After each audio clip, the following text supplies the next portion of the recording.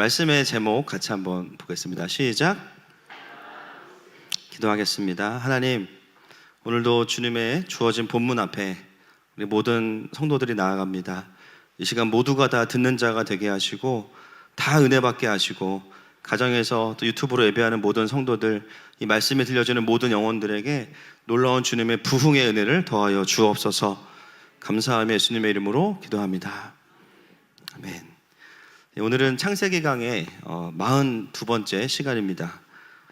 지난주에는요, 우리가 아브라함과 또 그의 가족을 데리고 이제 기근을 피해서 애굽에 내려간 이야기들을 함께 보았습니다. 그곳에서 아브라함은 무엇을 경험하냐면 가족을 지킬 수 없는, 늘 책임감으로 살아오지만 막상 기근 앞에서는 가족을 지킬 수 없는 자신의 전적인 무능과 타락을 경험하게 돼요. 그리고 동시에 무엇을 경험하게 되냐면 그런 아브라함을 지키시고 보호하시는 강권적이고 주권적인 하나님의 은혜를 경험하게 됩니다. 아브라함이 한 일은요, 자기를 직면한 것 외에는 한 일이 없어요. 그런데 그가 경험한 것은 너무도 큰 구원의 은혜를 경험하게 되고 또 물질의 축복도 함께 받게 되죠. 그런 시간을 보내고 오늘 다시 어디로 오게 되냐면 가나안으로 돌아오게 됩니다. 오늘 본문 1절 말씀 같이 한번 보시겠습니다. 본문 1절 말씀 시작. 아브라함이 애굽에서 그와 그의 아내와 모든 소유와 롯과 함께 네겝으로 올라가니. 아멘. 1절에 보면 올라가다라는 표현이 나오는데요, 지형적으로 애굽에서 이 네겝우가 고지되기 때문에 물리적으로도 올라가는 게 맞지만 이 표현을 쓰는 깊은 영적인 의미가 있다면 지금 아브라함의 신앙은 어떤 상태냐면 상승세입니다. 할렐루야. 상승세죠. 애굽 시즌 이후에 신앙의 상승하는 모습을 본문은 우리에게 자연스럽게 올라가다라는 표현으로 이야기하고 있습니다.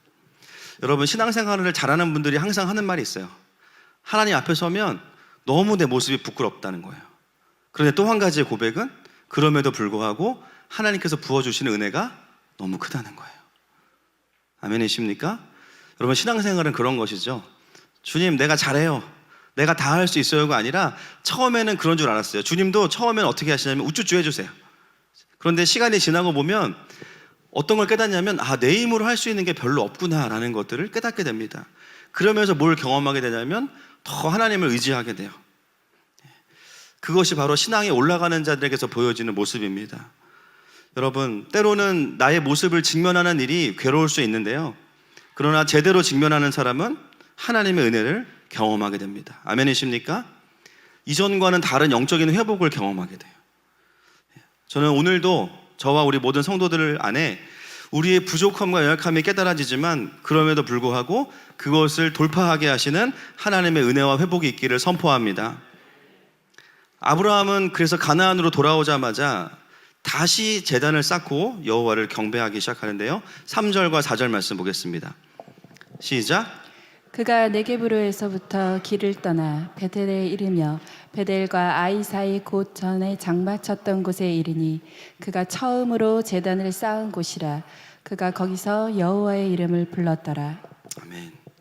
돌아온 이후에 아브라함이 본문에 기록된 제일 먼저 도착한 곳은 전에 쌓았던 세겜의 그 제단이죠. 이 제단은 가나안에 처음 왔을 때 아무런 응답도 일어나지 않았을 때, 분명히 하나님이 가나안에 가면 그 땅을 주시겠다고 해서 왔는데요, 아무도 아브라함을 환영할 준비를 안 하고 있어요. 전혀 응답이 없어요. 하나님 분명히 말씀하셨는데 얻어지는 게 아무것도 없어요. 그때 쌓았던 제단이 바로 이 세겜의 제단입니다. 그런데 오늘 다시 그 제단 앞에 아브라함은 돌아오게 되는데요, 그 사이에 어떤 변화가 있었냐면 아브라함은 정말 그 언약대로 일하신 하나님을 경험하고 돌아오게 됩니다. 그리고 그 하나님을 다시 경배하게 되는 거죠. 여러분, 이 아브라함의 모습이야말로 우리가 참 경험하고 누려야 되는 신앙생활의 선순환인 것 같아요. 맞습니까, 여러분? 주일날 예배드리면서 미리 하나님께 한 주간의 말씀을 받는 거예요. 그리고 주중에 살면서 그 말씀이 다시 증험함이 있어요. 맞대요. 그렇죠? 지금 맞다고 막 강력하게 말하고 있습니다. 그 하나님의 응답을 받고 그리고 다시 주일이 되면 어떻게 돼요? 이 주일이 세겜의 제단인 거예요.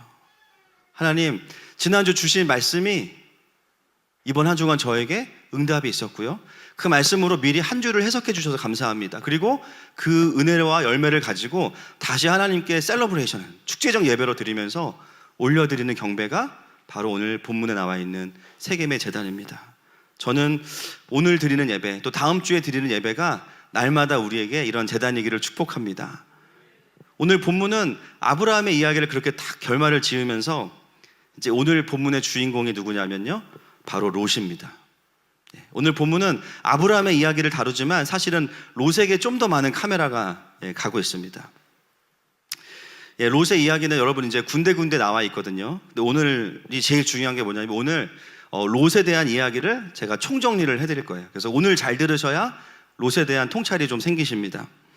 그래서 오늘은 좀 진도가 빨리 나가야 되고요. 농담할 시간이 없어요. 그래서 개그나 예화는 기대하지 마시고 하여튼 잘 따라오세요. 어떻게 해요? 잘 따라오세요. 제가 중간중간 체크하겠습니다. 오늘 롯의 인생을 완전히 관통하면서 그의 삶을 전체를 좀 조망하려고 합니다. 자, 오늘 본문에 표면적으로 일어난 사건이 있습니다. 6절과 7절 말씀 보겠습니다. 시작.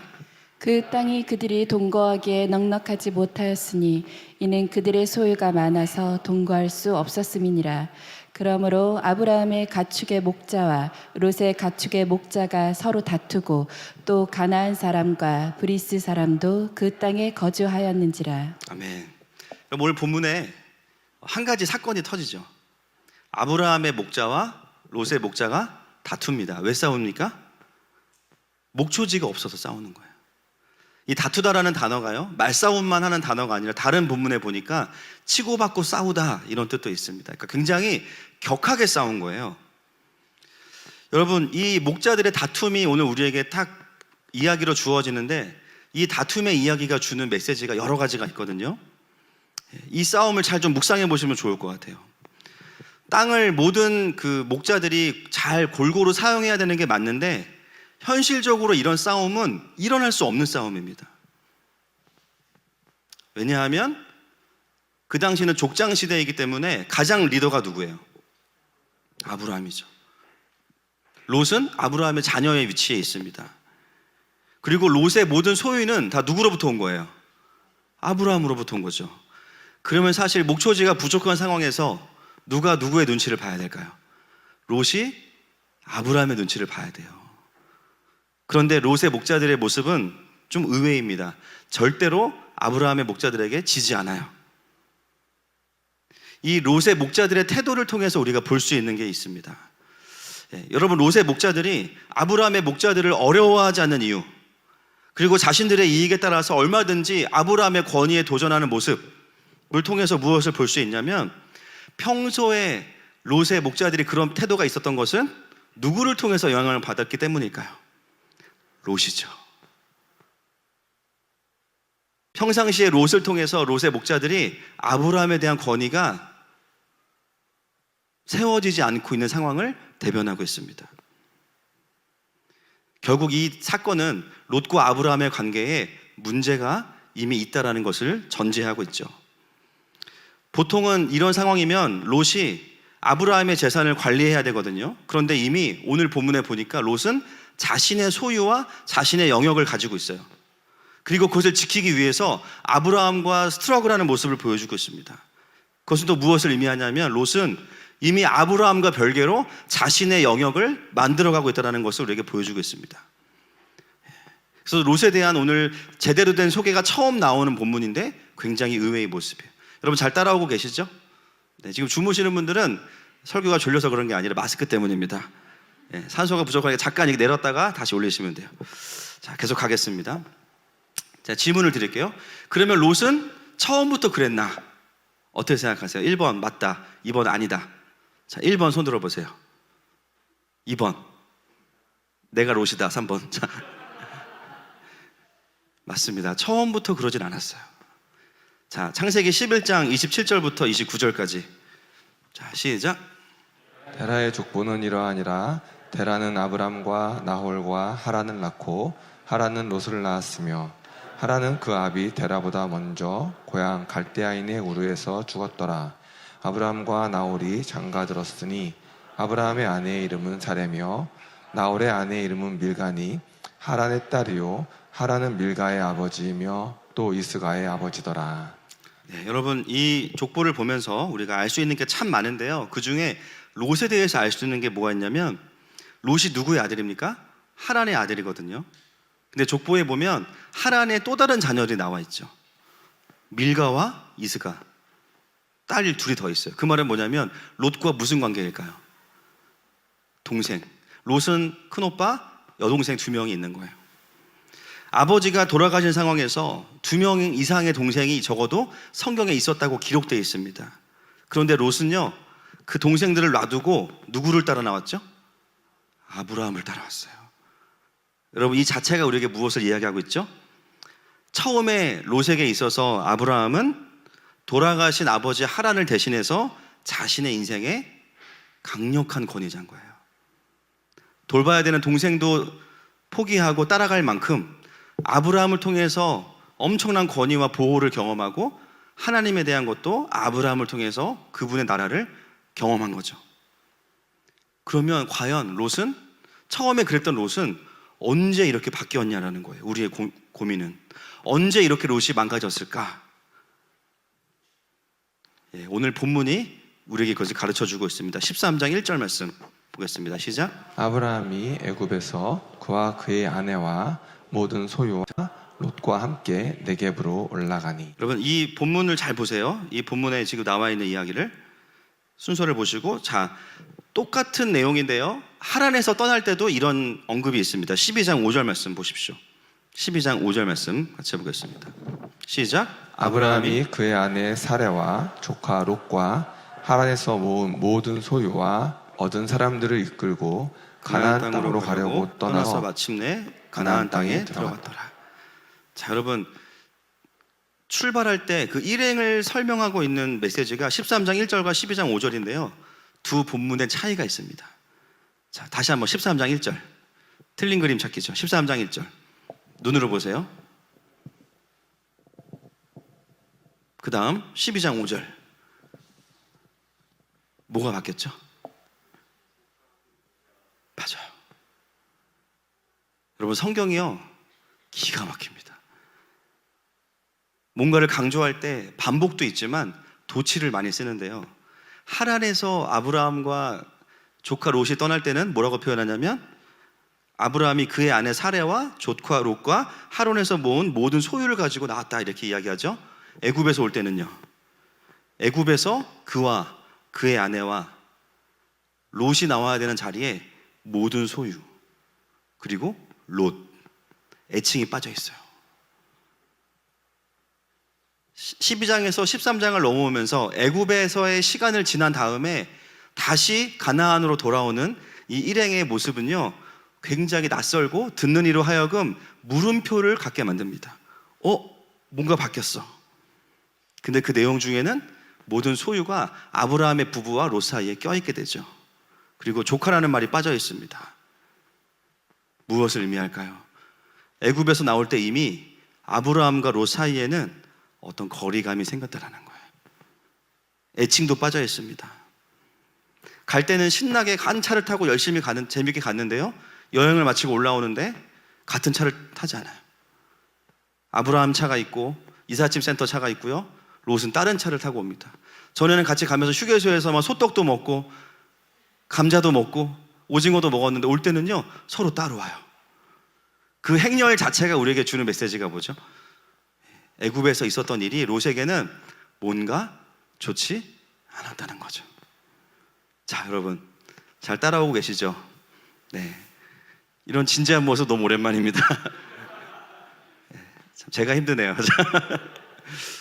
우리가 이런 분위기 아닌데. 자, 롯에게 변화가 일어난 곳은 어디인가? 어디죠? 네, 애굽입니다. 이게 너무 중요한 거예요. 많은 사람들이 롯에 대해서 죄송하지만 너무 피상적인 메시지들을 많이 듣다 보니까 롯이 망가진 게 소돔과 고모라에서 망가졌다고 생각해요. 그러나 성경은 우리에게 다른 이야기를 하고 있습니다. 사실은 애굽에서부터 롯에게 뭔가 큰 변화가 생겼고, 그것으로 인해서 아브라함은 은혜와 훈련을 경험했지만 반대로 롯에게는요 관계에 문제가 생기면서 영적인 침체를 겪게 된 그 출발점이 어디냐? 애굽이에요. 애굽을 기점으로 롯의 인생은 완전히 영적으로 곤두박질을 치게 됩니다. 여러분, 오늘 본문은 단지 소유가 많아서 싸웠다라는 것을 말하고 싶은 게 아니에요. 그게 표면적으로 맞는 거지만 더 중요한 게 뭐냐면 이미 그 전에 쌓여있던 무엇인가가 있었다. 그것을 이야기해 주고 있는 거죠. 여러분, 이 부분을 봐야만 롯을 좀 정확히 우리가 이해할 수 있습니다. 그러면 롯은 애굽에서 왜 그렇게 망가졌을까? 왜 그렇게 어려워졌을까요? 우리가 충분히 예상할 수 있습니다. 첫 번째, 그의 인생의 가장 큰 권위자 누구죠? 아브라함. 책임감이 강하고 실력이 있고 가정적이고 믿음직하고 따라갈 만한 권위자 아브라함. 그런데 애굽에서 그가 경험한 아브라함은 어떤 아브라함이냐면요, 큰엄마를 무책임하게 포기한 사람이에요. 롯에게 그 모습은 너무 큰 실망이고 충격이죠. 롯은 기본적으로 친아버지를 잃었기 때문에 권위에 대한 부분이 굉장히 약한 사람인데요, 그런 롯에게 아브라함은 정말 의지할 만한 아버지입니다. 그래서 애굽에서 아브라함의 그 모습을 보면서 롯은 너무 실망한 거예요. 그리고 더 큰 실망은 뭐냐면 거기에 한 걸음 더 나아가서 하나님은 그런 아브라함을 축복하시는 거예요. 이건 뭐지? 하나님 어떻게 저런 아브라함을 축복하실 수 있지? 아브라함도 이해가 안 되는데 하나님은 더 이해가 안 돼요. 이미 애굽에서 롯의 마음에는요, 깊은 실망과 하나님에 대한 왜곡이 생긴 것이죠. 그래서 13장 1절에 보면 애굽을 떠나서 가나안으로 오는 그 행렬 속에서 롯은 저 뒤에 빠져있는 모습을 우리는 보게 됩니다. 롯은 애굽에서 그냥 현상만 본 거예요. 그냥 보여지는 것만 판단한 거예요. 그리고 아브라함과 하나님에 대해서 실망하게 된 거예요. 여러분, 그런 마음이 들고 나면요, 그때부터는 아브라함에 대한 마음이 좋을까요? 안 좋을까요? 안 좋아요. 그 이후에 모든 모습이 다 보기 싫은 거예요. 그리고 돌아와서 아브라함이 뭐 합니까? 제단을 쌓습니다. 얼마나 그 예배 드리는 모습이 가증스럽겠어요. 뭐야, 어제까지 큰엄마를 그렇게 팔아 넘겨놓고선 이제 와서 또 예배를 드려? 진짜 가증스럽다. 그리고 수많은 양떼와 나귀를 보면서 뭐라고 이야기하냐면 하나님께서 우리를 축복하셨다, 이라 이야기해요. 롯은 또 화가 나요. 아니, 본인이 번 것도 아니고 자기 살려고 큰엄마 팔아서 돈을 벌어놓고선 하나님이 축복하셨다고? 와, 난 동의할 수 없는데. 여러분, 너무 여기에 깊이 이입하시면 안 돼요. 저는 지금 아멘 하시면 안 돼요. 롯의 카메라를 말씀을 드리는 거예요. 지금 너무 막 이입이 돼가지고 맞아, 하나님 안 좋으신다고 이러고 있는데요, 그러니까 롯이 그랬다라는 거예요. 그 분노와 화를 롯이 어떻게 풀어가냐면 이제부터 나는 내 살 길을 찾아야겠어. 더 이상 아브라함은 믿을 존재가 아니야. 하나님도 잘 모르겠어. 내 소유와 권리를 찾을 거야. 더 이상 나는 아브라함과 함께 하나님의 나라를 이루는 것에 있어서 나는 따라가지 않을 거야. 그러려면 능력을 키우고 내 소유가 많아져야 돼. 그때부터 아브라함에게 자기의 몫을 요구하기 시작합니다. 원래는요, 롯이 누구보다 아브라함의 재산을 위해서 열심히 섬겨주는 자리에 있어야 되는 사람이거든요. 그런데 그렇게 하지 않는 거예요. 다른 주머니를 차고 자기의 영역과 자기의 나라를 만들어갑니다. 그래서 어느새 롯도 소유가 많아졌어요. 그러면서 늘 어떤 이야기 했을까요? 종들을 불러놓고, 야, 3년 남았어. 우리 10억 모으면은 아브라함을 떠날 거야. 그러면서 아브라함에 대한 온갖 자신의 안에 있는 쓴마음들을 다 이야기한 거죠.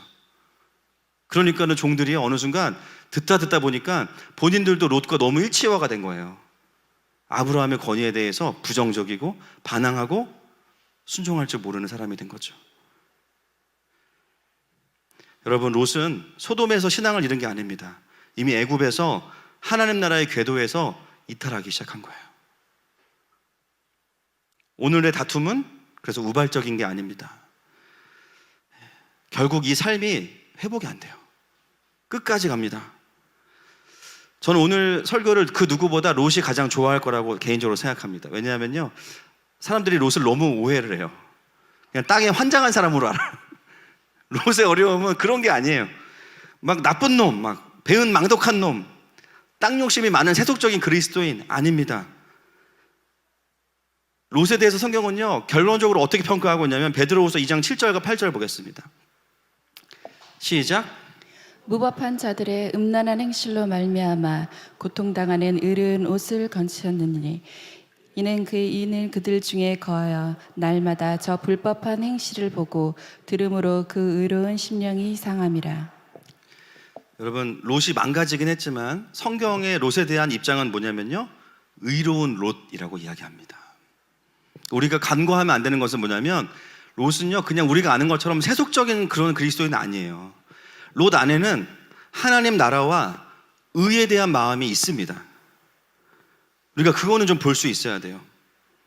그런데 롯의 문제는 뭐냐면, 세속적인 게 문제가 아니라 롯의 비극은 뭐냐면, 사람에 대한 실망과 판단 때문에, 이것도 하나님 나라의 관점을 알았으면 해결됐을 텐데, 아무튼 사람에 대한 실망으로 인해서 하나님께서 이끌어 가시는 하나님 나라에 대해서 영적인 눈이 닫혀진 게 문제인 거예요. 그리고 그 자리에 다른 하나님 나라의 가짜 그림이 들어오는 게 문제입니다. 롯은요, 자신에게 이런 변화가 있었는지 몰라요. 자신에게 그 상처 때문에 엄청난 왜곡이 일어났는지를 몰라요. 만약에 알았다면 그런 선택을 하지 않았겠죠.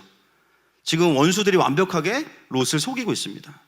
자, 이것을 어떻게 알 수 있냐면, 오늘 보면 10절 말씀, 13장 10절 시작. 이에 롯이 눈을 들어 요단 지역을 바라본즉 소알까지 온 땅에 물이 넉넉하니 여호와께서 소돔과 고모라를 멸하시기 전이었으므로 여호와의 동산 같고 애굽 땅과 같았더라. 자, 롯이 이제 땅을 선택하는데요, 아주 특이한 표현이 나옵니다. 롯이 선택한 땅을 보고 뭐라고 느꼈냐면, 여호와의 동산 같고 애굽 땅과 같았다. 즉 에덴과 애굽을 동일시하고 있는 모습을 보게 돼요. 그는 소돔과 고모라를 향해서 땅을 선택하는데, 이 표현은 동일시할 수 없는 두 단어를 동일시하고 있습니다. 하나님께서 다스리시는 에덴과 사람이 다스리는 애굽을 같은 나라라고 본다라는 것이죠. 킹덤과 사람의 나라를 동일시하고 있어요. 그런데 본인은 그거를 분별하지 못하고 있습니다. 여러분, 결코 이 말씀은 그 땅을, 환경에 대한 이야기만 말하고 있는 게 아니에요. 이 현실을 바라보면서 하나님 나라와 사람의 나라를 분별하지 못하는 롯에 대한 이야기를 우리에게 하고 있습니다. 여러분, 영적인 왜곡은요, 가짜 하나님 나라를 진짜 하나님 나라인 것처럼 착각하게 만듭니다. 이게 정말 무서운 거예요. 자신이 애굽을 선택해 놓고는 나는 에덴을 선택했어 라고 생각해요. 그런데 이 마음속에는 우리가 잊으면 안 되는 게 뭐냐면요, 세속적인 욕심이라기보다는요, 나름 하나님 나라를 위해 살겠다는 기준들이 여전히 있어요. 이걸 놓치시면 안 됩니다. 그런데 그의 선택에 대해서 성경은 뭐라고 이야기하냐면, 13절 말씀 같이 읽겠습니다. 시작. 소돔 사람은 여호와 앞에 악하며 큰 죄인이었더라. 하나님 나라를 선택했는데 성경은 그 결과가 뭐냐면, 그 땅은 여호와 앞에 큰 죄인이었다, 이렇게 이야기합니다. 여러분, 롯이라고 해서 자신의 인생을 막 살려고 하지 않았습니다. 하나님 없이 살려고 하지도 않았어요. 오히려 어떤 부분은 더 내가 하나님 나라 위해 잘 살아야지, 아브라함은 실패했어, 저 모습은 아니야, 나는 하나님을 위해서 다른 모습으로 살아갈 거야, 이런 의로운 마음이 계속 있었거든요.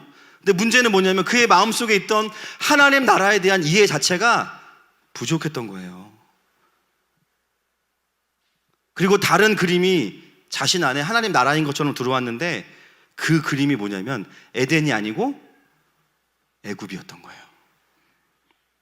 즉 롯은 애굽에서 엄청난 상처와 왜곡을 경험하게 되었다라는 것이죠. 롯이 애굽에서 아브라함에게 실망하고 하나님에게 실망했죠.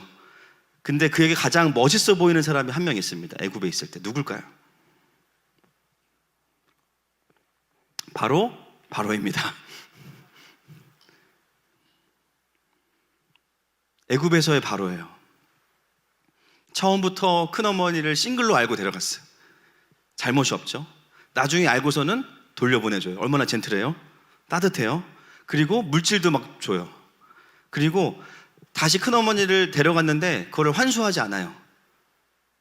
엄청나게 인격적이고 엄청나게 젠틀하고 엄청나게 따뜻한 리더, 바로 바로입니다.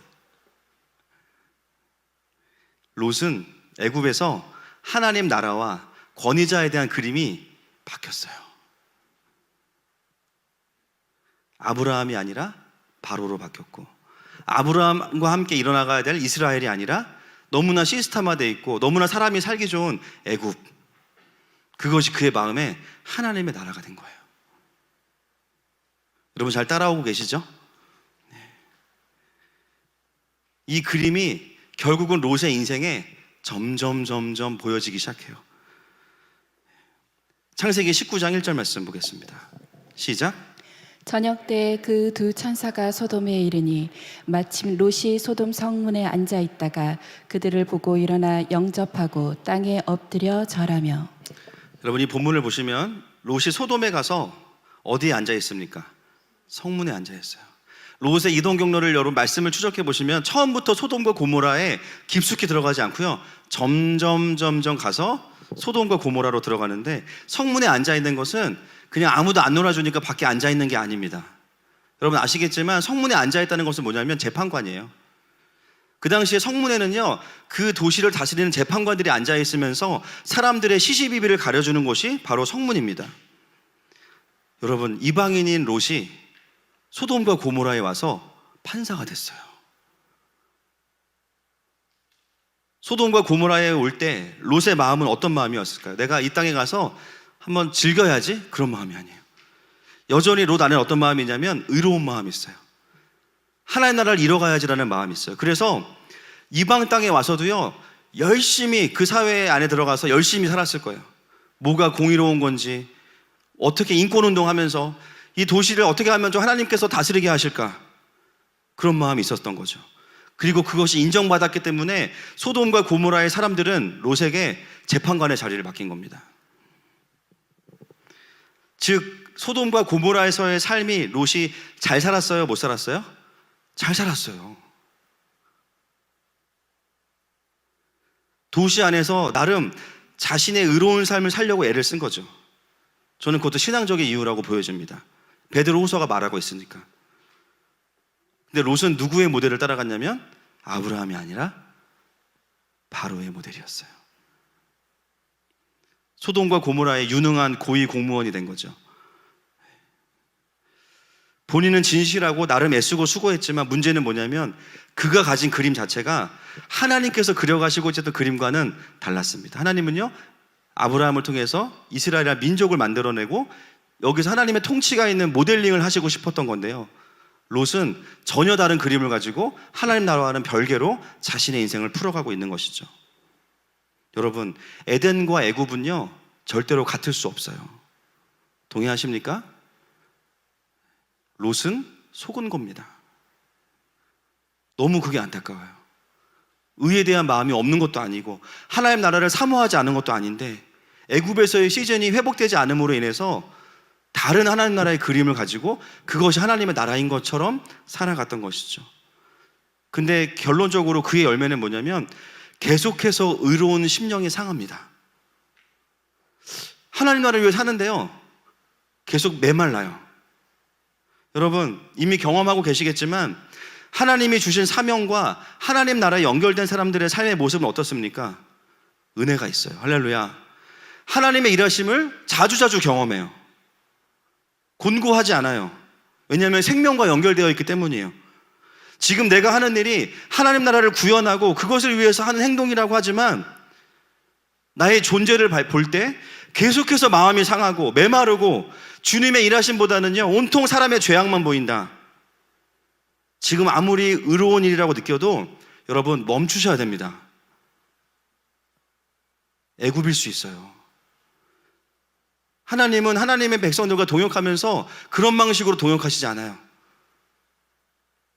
일꾼들에게 먼저 삭을 주시는 분이 하나님이십니다. 할렐루야. 은혜 받고 은혜에 보답해서 하나님의 일하심을 경험하면서 전진하는 게 하나님의 나라인데요, 뭔가 내가 추구하는 게 옳은 것 같은데 나는 계속 영적으로 곤고하고 메마르고 하나님과의 친밀함이 없고 성령의 열매가 안 맺힌다. 뭔가 문제가 있는 거예요. 롯이 그렇게 소돔과 고모라에서 나름 본인은 도시 선교사라고 생각했겠죠. 그런데 그 결론이 뭐냐면 그 도시가 심판을 받아요. 본인과 두 딸만 구원을 받게 돼요. 그게 영적인 현실입니다. 롯의 문제는요, 그가 탐욕스러웠던 게 아니에요. 하나님 나라를 깊이 이해하지 못한 게 문제예요. 애굽에서의 시즌 때문에.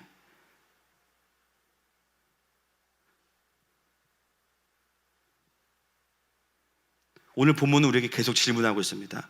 지금 우리가 꿈꾸고 있는, 내가 하나님 나라라고 말하고 있는 그것이 성경의 그것과 동일한지를 점검해야 된다. 점검해야 된다. 확인해 봐야 된다는 거죠. 제가 롯을 보면서 진짜 안타까웠던 게 뭐냐면, 그 누구보다 아브라함 가장 옆에서 배울 수 있는 사람이 누굴까요?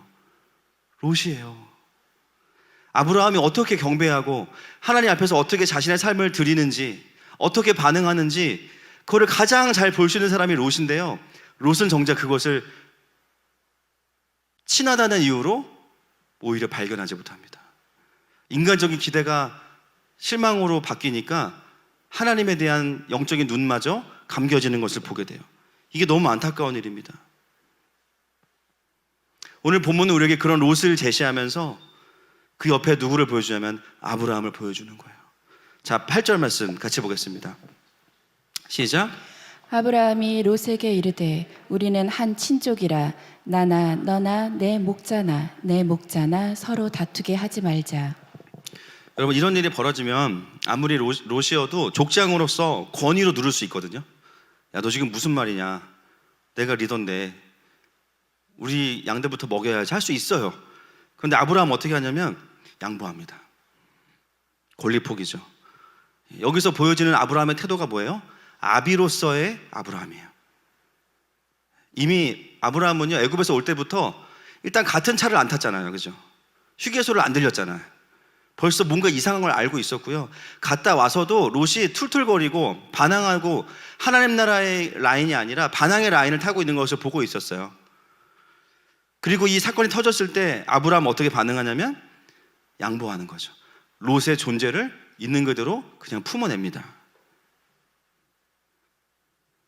여러분, 롯을 떠나보내는 이 아브라함의 마음이 쉬웠을까요? 어려웠을까요? 너무 어렵죠. 왜냐하면 아직 자기에겐 자녀가 없고요, 롯은 거의 아들입니다. 아직도 자녀가 없기 때문에 롯을 통해서라도 하나님이 이스라엘을 이루어 가시지 않을까라고 마음에 기대와 가능성들이 있었거든요. 그런 롯을 떠나보내는 것은 자신의 다음 세대를 그냥 내려놓는 결단이에요. 그러나 아브라함은 롯을 보내기로 결정합니다. 자, 13장 9절 말씀 시작. 내 앞에 온 땅이 있지 아니하냐. 나를 떠나가라. 내가 좌하면 나는 우하고 내가 우하면 나는 좌하리라. 여러분, 아브라함의 제안을 보십시오. 너가 좌하면 나는 우하고 너가 우하면 나는 좌하리라. 이게요, 이 땅의 지도를 가지고 보니까 좌쪽은 북쪽이에요, 우는 남쪽입니다. 그 지역을 제가 이렇게 동그라미를 쳐보니까요, 가나안 땅이에요. 가나안 땅. 이 아브라함의 제안 속에는요, 깊은 영적인 의미가 있습니다. 보통 이 상황이면 어떻게 이야기하겠어요, 우리가 이 롯에게. 죄송하지만 전문 용어로 싸가지가 없어도 너무 없잖아요, 지금. 어디 롯이, 자녀가. 근데 기본적으로 부모들이라면, 야, 너 이럴 거면 하란으로 돌아가. 뭐하러 쫓아왔어? 갈대우르로 가버려.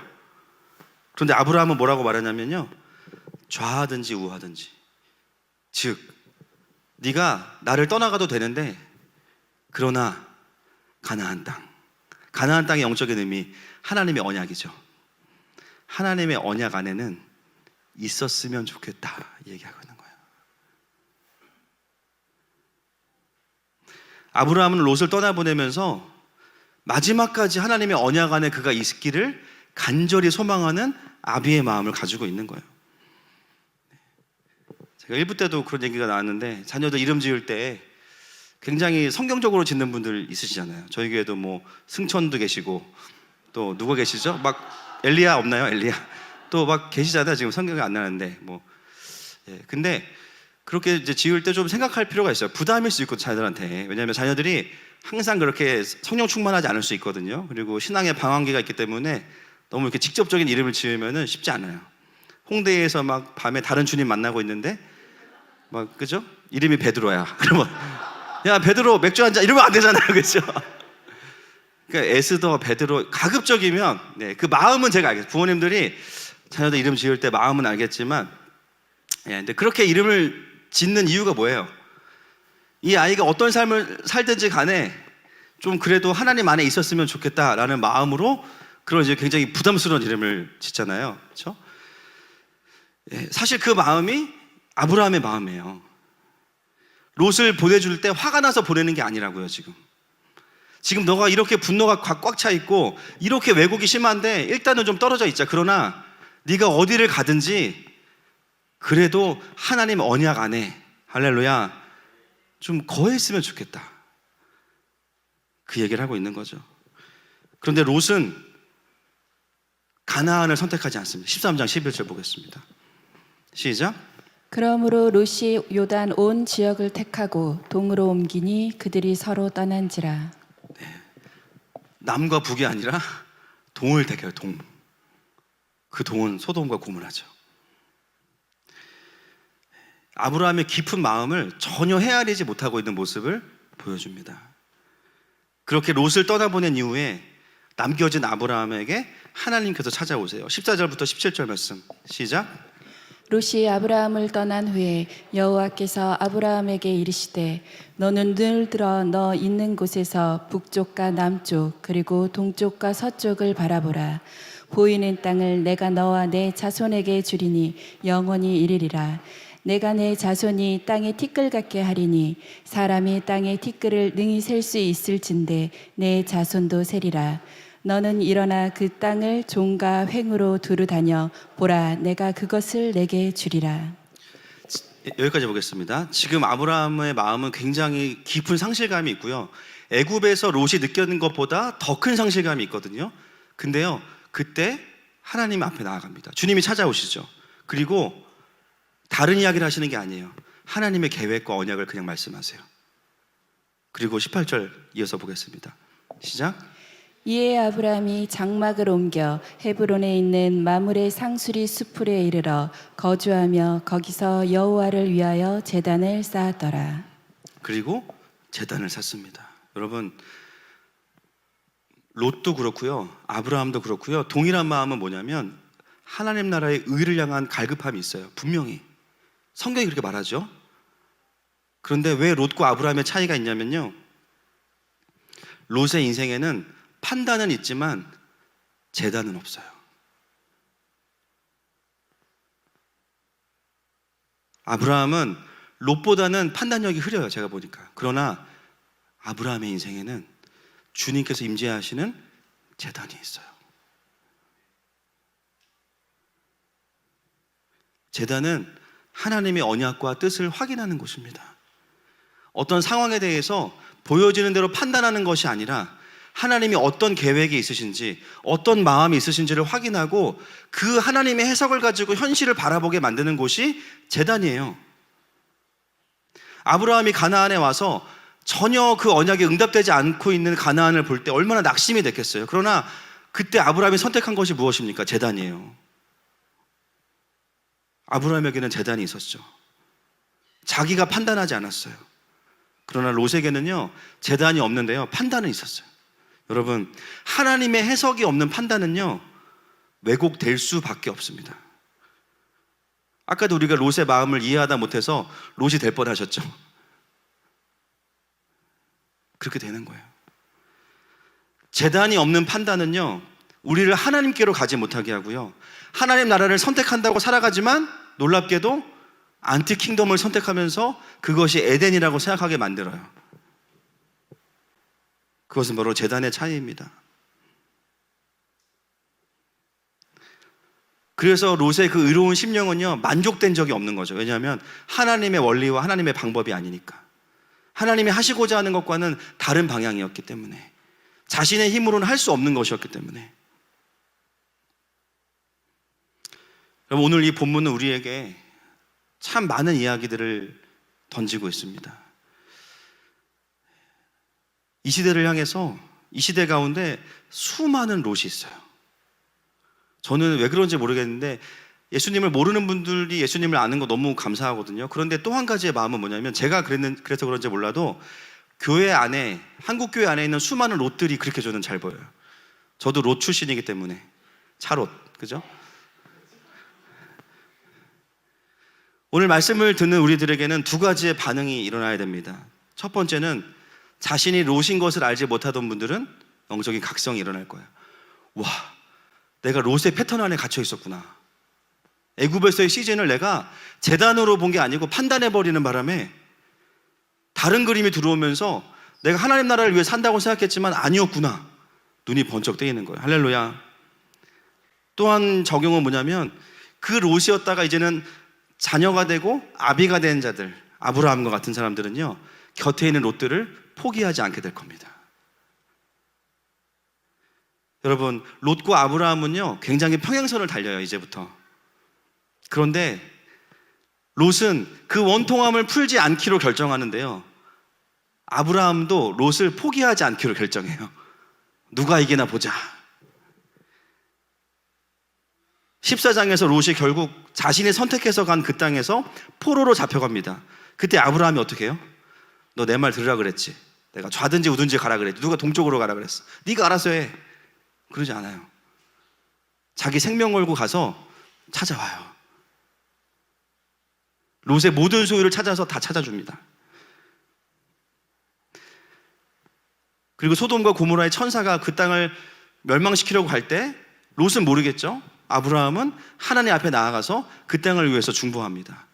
그 땅을 궁일이 여긴 것도 있겠지만 사실 아브라함의 깊은 마음속에는 왜 50명의 의인에서 10명까지 낮췄겠어요? 누구 때문에? 롯 때문이에요. 롯 때문이라고요. 하나님, 롯 좀 살려주세요. 끝까지 포기하지 않습니다. 결론은 뭐냐? 롯과 두 딸은 구원을 받아요. 이게 아브라함의 아비의 마음이 흘러가고 있는 거죠.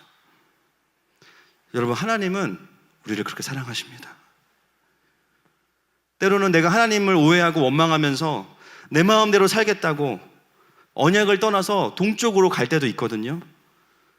그러면서 우리는 어떻게 해요? 늘 하늘을 쳐다봐요. 날 진짜 버리신 거 아니야? 왜 날 안 잡아주시지?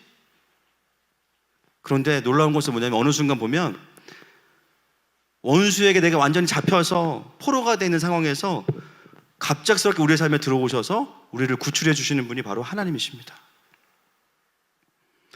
하나님 나라를 잘못 이해하고 내 열심으로 내 의를 가지고 살아감에도 불구하고 천사를 보내서 우리를 구원해 주시는 분이 하나님이세요. 그래서 롯의 이야기는 참 많은 이야기들을 우리에게 던지고 있죠. 지금 이 시대에도 수많은 그리스도인들이 하나님 안에 예배하는 것 같지만 그의 마음이 롯과 같은 마음일 수 있습니다. 주님을 사랑하고 하나님 나라를 살아드리고 싶은데 죄와 상처와 왜곡과 비진리에 속아서 애굽을 에덴으로 오해할 수 있어요. 열심히 사역하는 것 같지만 하나님 나라의 반대편으로 가고 있을 수 있습니다. 제가 오늘 본문을 보면서 참 일주일 내내 많이 울었습니다. 그냥 이 싸움이 너무 명확한 것 같아요. 이 시대 가운데 이 참담한 시대의 현실을 어떻게 해야 될지 답이 안 나와요. 하나님, 여전히 하나님을 섬기고 싶어하는 많은 그리스도인들이 있지만 애굽에서의 시즌이 다루어지지 않아서 하나님의 나라를 외치면서 애굽을 만들어가는 모습을 볼 때 너무 마음이 아파요. 여전히 의로운 심령을 가지고 살아가는 수많은 롯을 볼 때마다 너무 속이 상합니다.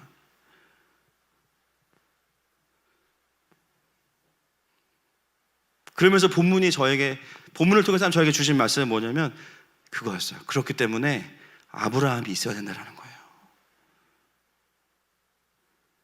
여러분, 아브라함은요, 이름 뜻대로 아비예요. 아비. 아브라함이 어떻게 롯을 이렇게 한 대도 안 때릴 수 있을까? 그렇죠? 한 대만 때려주면 성경적인 근거가 있네 이러면서